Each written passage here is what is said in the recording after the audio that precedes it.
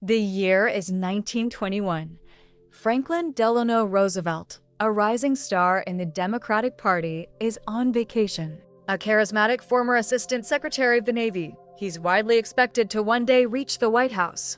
This summer, at his family home on Campobello Island, he contracts poliomyelitis. A devastating illness, it leaves him permanently paralyzed from the waist down. This personal tragedy seemed an insurmountable obstacle, yet it profoundly shaped FDR. Arguably, the illness deepened his empathy and resolve. Ultimately, it forged the leader who would guide America through the Great Depression and World War II. But what if this pivotal moment of personal challenge had never occurred? What if Franklin D. Roosevelt never contracted polio? Welcome to What If, where today we explore the path of an unstricken leader. Imagine this: Roosevelt, perhaps due to a slight change in travel plans, or a different immune response, or a cleaner environment, he simply avoids the polio virus. He returns from Campobello hale and hearty, his physical vigor intact. His political career would see immediate impact, a subtle yet profound shift. Without years of intense physical therapy, without the psychological crucible of overcoming a devastating disability, FDR's character might evolve differently. Would he become more impulsive in political decisions, lacking the quiet patience forged in adversity? Perhaps his famous calm during crises would be replaced by a sharper, more immediate reaction to opposition, potentially alienating political allies or fueling deeper partisan divides. His known charm and ambition would remain, but they might be less tempered by reflection. He might possess an unwavering confidence, but perhaps without the profound understanding of human vulnerability that defined his later leadership. Crucially, he might be less personally connected to the suffering of ordinary people, viewing their plight more as a statistical problem than a deeply felt human crisis.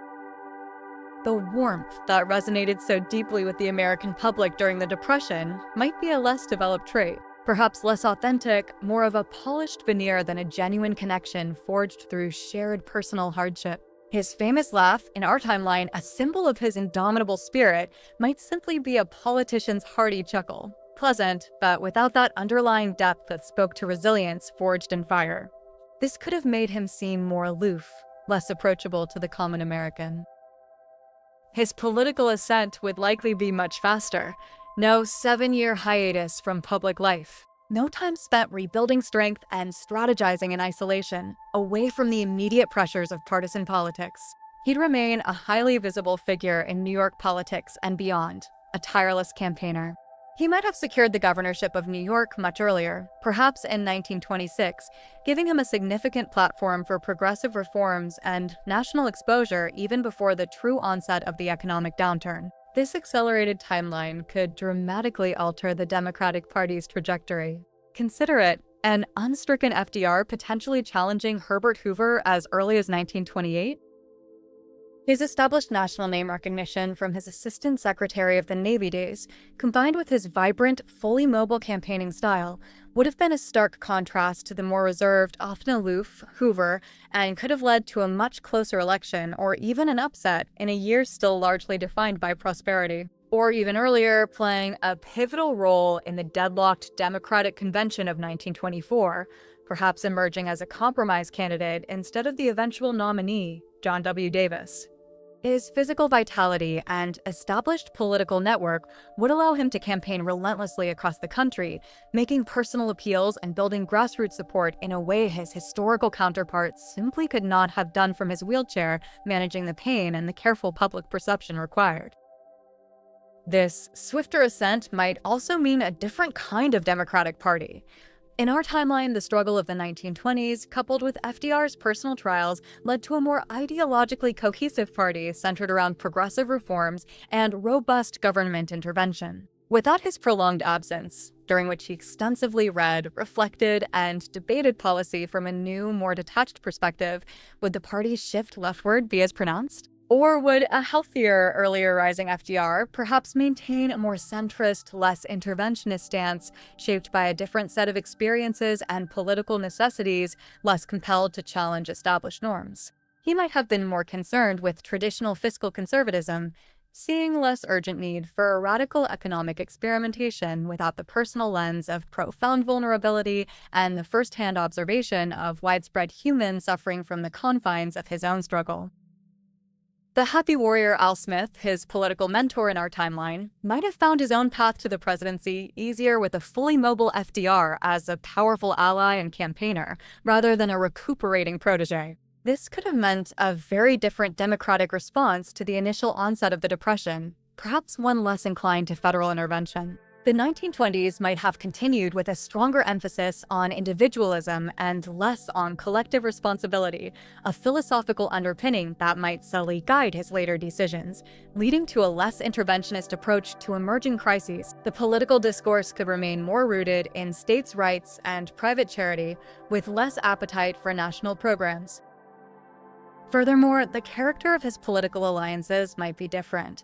In our timeline, his recovery years in Georgia, particularly at Warm Springs, introduced him to Southerners from different walks of life, broadening his understanding of regional issues and helping him forge critical political ties that would later form part of the New Deal coalition. Without this unique connection, his understanding of the South might remain more academic, less personal, potentially impacting his ability to navigate the complex racial politics of the era or to secure legislative support from Southern Democrats for his ambitious programs. The Solid South might not have been as solidly behind an unstricken FDR, leading to more legislative hurdles and a less cohesive national political front. Now, consider the Great Depression. The crisis hits. An able-bodied FDR would still be a formidable leader. He possessed an innate political brilliance, a keen understanding of governance, and undeniable charisma. But his approach might lack that unique blend of personal hardship and strategic daring that defined his New Deal. Would he be less inclined to bold, unprecedented federal interventions, such as massive public works programs like the Civilian Conservation Corps, CCC, which put millions of young men to work in conservation projects, or the Tennessee Valley Authority, TVA, which revolutionized a vast region with electrification and flood control? These initiatives required immense federal investment and oversight and faced fierce opposition from conservatives who viewed them as socialistic. Would he hesitate before implementing direct relief programs like the Federal Emergency Relief Administration, FERA, perhaps viewing them as too close to a handout rather than a temporary, necessary measure to alleviate immediate human suffering? The psychological impact of millions unemployed, losing homes and farms, might be intellectually understood, but perhaps not felt with the same visceral urgency, leading to a more cautious, perhaps even stingy, approach to aid. His policies might be more reactive, less visionary, focused on mitigating immediate symptoms rather than addressing systemic flaws. His famous fireside chats were intimate and reassuring, connecting him directly to the American people. They made a distant president feel like a friend in the living room, a man who understood their plight. But would they lack some of their unique power had he not personally known such profound helplessness?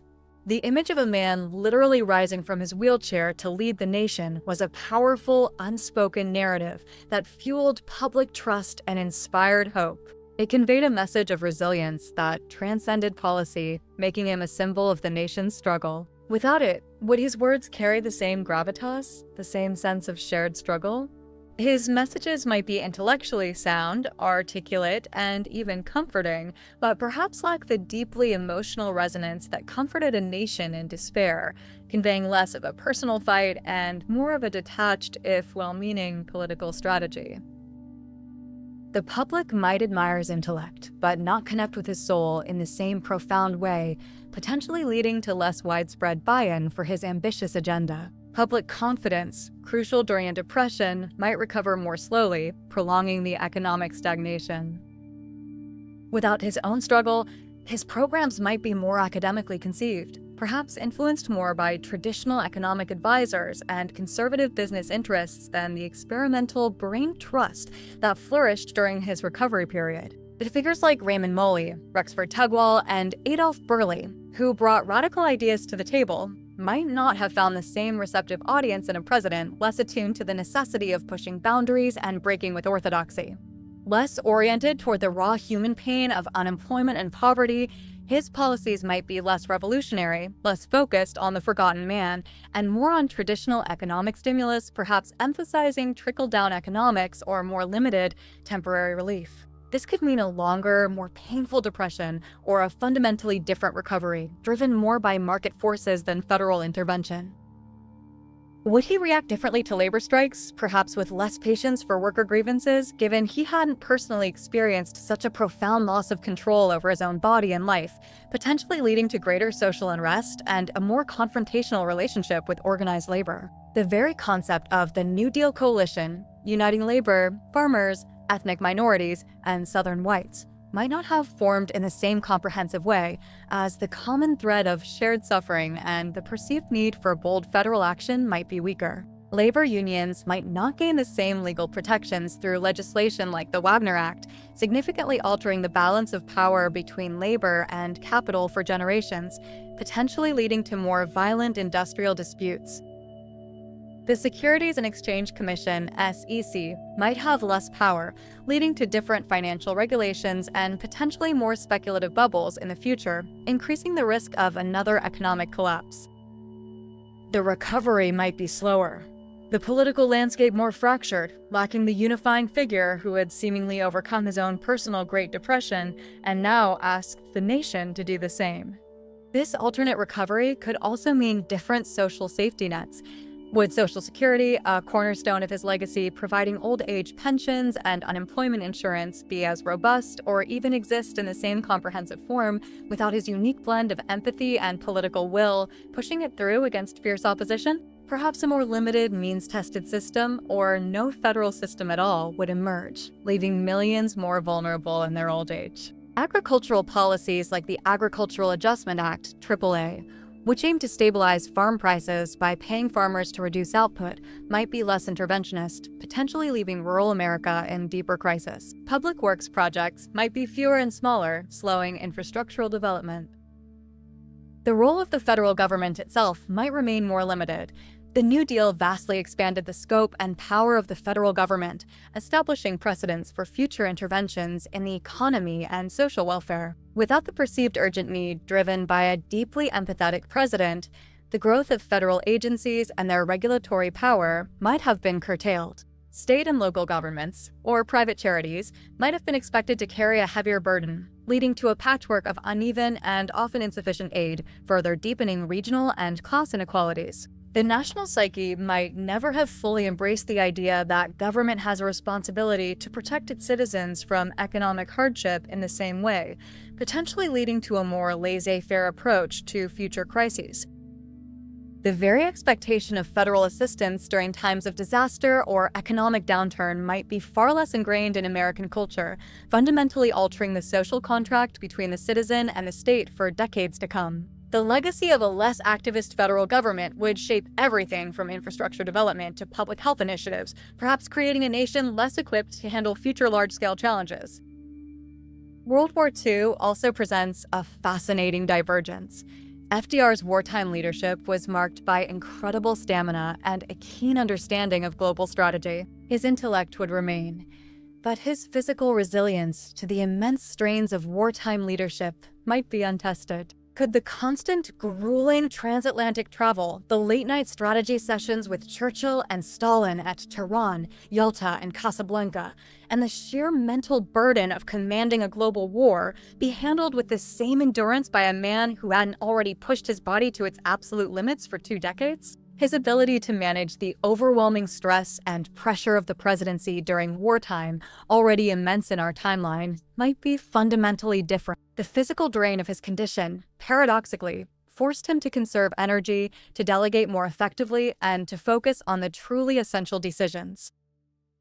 A healthier, more energetic FDR might be tempted to micromanage, to involve himself in every detail, or to burn himself out prematurely, potentially leading to errors in judgment or a less cohesive command structure, impacting military efficiency and potentially prolonging the war. More importantly, his public image as a suffering yet indomitable leader might diminish. the one who embodied America's fight against tyranny. This moral authority, so crucial in rallying the nation, could be less potent. The world needed a leader who had faced down his own personal abyss, one who emerged stronger, projecting an unshakable will to persevere. Would a healthy FDR inspire the same level of global confidence and unity, particularly among the Allied leaders and the American public? His physical limitations, though largely hidden from the public eye, paradoxically made him a more relatable, more empathetic figure in a world plunged into chaos. He knew struggle. He knew the feeling of being vulnerable, of having to fight for every inch of progress, of relying on others. This understanding, born of his illness, may have subtly but significantly influenced his diplomacy, his strategic alliances with figures like Winston Churchill, who also had a robust physical presence, and his ability to project an image of unwavering resolve to both allies and enemies. Without this, his leadership might be perceived as competent, brilliant, but perhaps less inspiring, less truly heroic on a profound human level. Would he push for the same aggressive mobilization, the same unwavering commitment to a global fight against fascism if his personal fight hadn't been so profoundly transformative? Could the arsenal of democracy have been built with the same speed and scale, fueled by the same sense of national purpose and shared sacrifice, without that specific leadership that seemed to mirror the nation's own grim determination? His stance on interventionism and neutrality in the early war years might be different, potentially leading to a later U.S. entry or a different set of alliances, fundamentally altering the course of the European and Pacific theaters, and potentially leading to a different outcome or greater loss of life. Even his post-war vision, the establishment of the United Nations, might be different. In our history, his personal experience with profound helplessness fueled a deep desire for international cooperation and peace, understanding the devastating cost of conflict on human lives.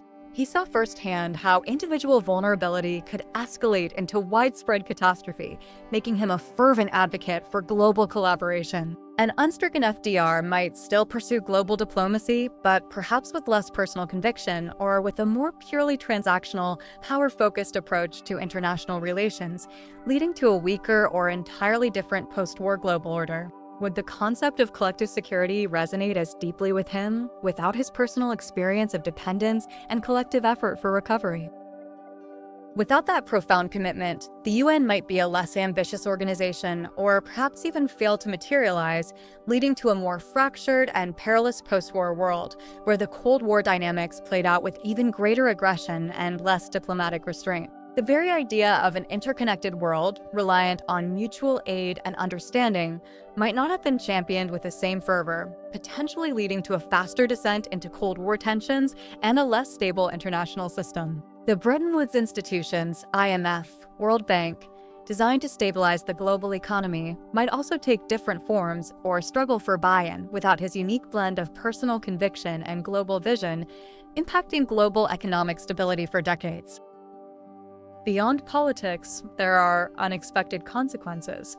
How would this impact the public perception of disability? In our timeline, FDR's triumph over polio provided a powerful, if often unspoken, message of resilience. His efforts to hide his disability, while controversial in hindsight, also conveyed a message of capability despite physical limitations. He demonstrated that a disability did not preclude one from the highest office, breaking down barriers and challenging stereotypes about physical capacity. He was a living, breathing symbol that physical limitations did not equal intellectual or leadership limitations. Without his example, societal understanding and treatment of physical disabilities might progress more slowly. Lacking such a prominent, inspiring figure, the drive for accessibility, for comprehensive rehabilitation programs, and for integrating disabled individuals into mainstream society might have lacked a crucial impetus.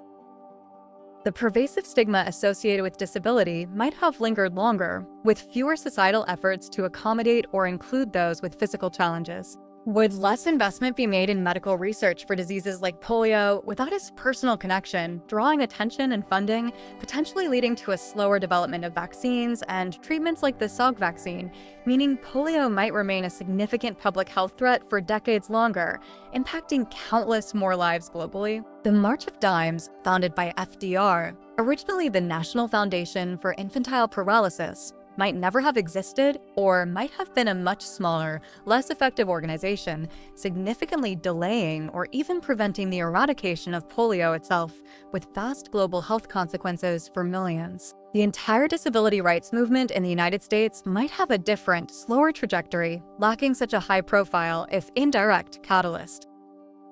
And his closest relationships?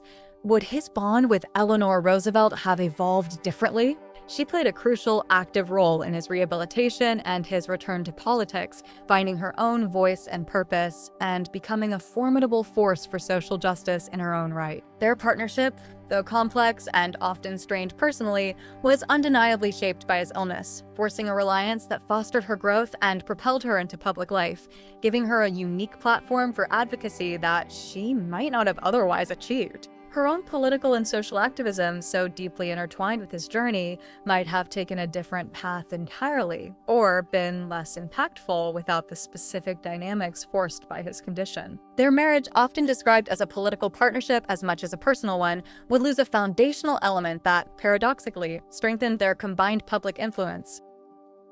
Eleanor, without the imperative to be his legs and eyes in the world, might have remained a more private figure or pursued different, less public causes, significantly altering the course of American social reform and human rights advocacy, particularly for minorities and women. The very fabric of American culture might be subtly altered. The narrative of overcoming adversity, so deeply ingrained in the American psyche, found one of its most powerful expressions in FDR's story. Without it, would the national conversation about resilience, public service, and capabilities of all citizens be less rich? The post-war era, the Cold War, and the civil rights movement might all unfold under a different type of leadership, with a president whose personal narrative lacked the profound depth forged by suffering, and perhaps a different national understanding of collective struggle and shared responsibility. Would a less empathetically driven president have pushed for integration and civil rights with the same conviction, or would those movements have faced even greater resistance from the White House, potentially delaying progress by years or decades with unknown social consequences? The role of the media in portraying political figures might also be different, without the unspoken agreement to downplay his disability. The expectation of perfect physical health for leaders might have become even more entrenched, perhaps impacting future presidential candidates for generations. Political campaigns might remain more physically demanding, inadvertently favoring candidates with boundless stamina over those with equally strong intellects and ideas but physical limitations. The global perception of American leadership, too, might be subtly different. In our timeline, FDR's image was one of steadfast determination despite profound personal challenge, a comforting presence to embattled nations struggling against tyranny and economic collapse. An able-bodied FDR, while still a powerful figure, might project an image of sheer strength and intellect, but perhaps less of the compassionate resilience that resonated so deeply with a world ravaged by war and depression, altering diplomatic relations and public perception of American ideals. The very definition of presidential strength might be viewed in a narrower, purely physical sense, potentially impacting how the U.S. engaged with a world coming out of two devastating global conflicts. The absence of polio fundamentally reshapes Franklin D. Roosevelt. He remains a brilliant politician, a force of nature, but his path to power and the very nature of his leadership are fundamentally altered by the absence of his personal crucible. It's a world where America faces its greatest crises, guided by a leader whose strength comes purely from intellect and ambition, not from the transformative fire of personal adversity that, in our history, truly forged the resilient, empathetic, and uniquely powerful figure of FDR. His legacy would be profound, but perhaps remembered differently, as a brilliant strategist rather than a deeply human symbol of national perseverance and a champion of the common man. The trajectory of the 20th century, both domestically and internationally, could have been fundamentally redrawn by this single what if. It serves as a powerful reminder of how personal trials, seemingly devastating, can paradoxically be the forge in which true greatness is tempered, shaping not just individuals, but nations and the world itself in ways we can only begin to imagine. What do you think? Would an unstricken FDR have been an even more powerful and effective leader in purely political sense, perhaps a more conventional great president who achieved different but equally significant milestones? Or would the absence of his personal struggle have made him less uniquely suited to guide America through its darkest hours, needing exactly the qualities that Polio inadvertently cultivated? Share your thoughts in the comments below. If this intriguing journey into an altered personal past captivated your imagination, give us a like and subscribe for more what-if scenarios that make you look at our world with fresh eyes.